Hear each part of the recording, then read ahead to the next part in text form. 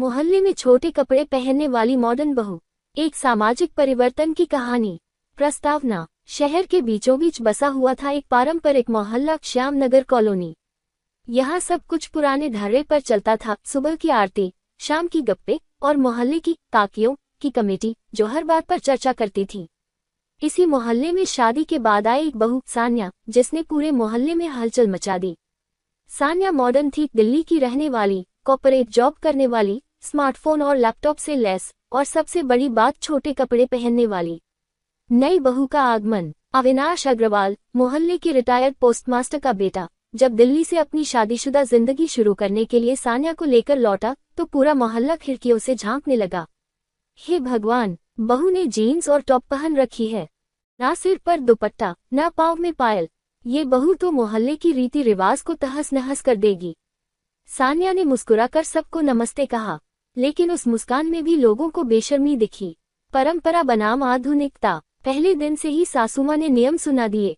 सुबह 5 बजे उठकर स्नान, सिर पर पल्लू, मंदिर में दीप जलाना, रसोई में हाथ बटाना, और सबसे जरूरी बात, कपड़े पूरे शरीर को ढकने चाहिए।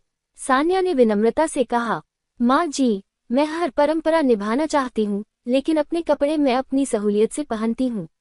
मैं गलत नहीं पहनती, सिर्फ थोड़ा अलग है। बस यही बात चुभ गई सास को और मोहल्ले को। मोहल्ले की कमेटी हर दोपहर कांता आंटी, रेखा जी, विमला बहन जी सब चाय लेकर एक ही टॉपिक पर चर्चा करती। छोटे कपड़े पहनने वाली बहू संस्कार नहीं जानती। अविनाश बेचारा शादी में फंस गया है, बच्चे बिगड़ जाएंगे मोहल्ले के। वो जब भी सान्या को स्कर्ट या टॉप में बाहर जाते देखती, फुसफुसाहट शुरू हो जाती। सान्या का संघर्ष। सान्या को हर पल लगता कि लोग उसे नहीं, उसके कपड़ों को देख रहे हैं। वो चाहती तो सबको खुश करने के लिए सलवार सूट पहन सकती थी, लेकिन वो झूठी पहचान नहीं जीना चाहती थी। वो सोचती, अगर मैं अपने शरीर के साथ सहज हूँ तो समाज क्यों असहज है। उसने कई बार कोशिश की कि मोहल्ले के बच्चों को पढ़ाए, महिलाओं को डिजिटल पेमेंट सिखाए, बुजुर्गों की डॉक्यूमेंट्स ऑनलाइन फाइल करे, पर हमेशा जवाब मिला, छोटे कपड़े पहनने वाली बहू हमें क्या सिखाएगी। बदलाव की शुरुआत। एक दिन मोहल्ले में एक बच्ची बीमार पड़ी। उसके पिता शहर से बाहर थे, एम्बुलेंस आने में देर थी। सान्या तुरंत अपनी गाड़ी लेकर बच्ची को अस्पताल ले गई। बच्ची की जान बच गई। उसी शाम विमला आंटी का बेटा, जो सरकारी नौकरी के लिए आवेदन कर रहा था, फॉर्म भरने में फंस गया। सान्या ने ऑनलाइन मदद की। अब वही लोग जो कहते थे ये बहू तो संस्कारहीन है, वही कहने लगे, बहू तो दिल की बहुत अच्छी है। सास का परिवर्तन। एक दिन सासुमां ने पहली बार सान्या से कहा, तू जैसी है वैसी रह, कपड़े तो बाहरी चीज हैं, तूने तो मोहल्ले के दिल जीत लिए। सान्या की आंखों में आंसू आ गए।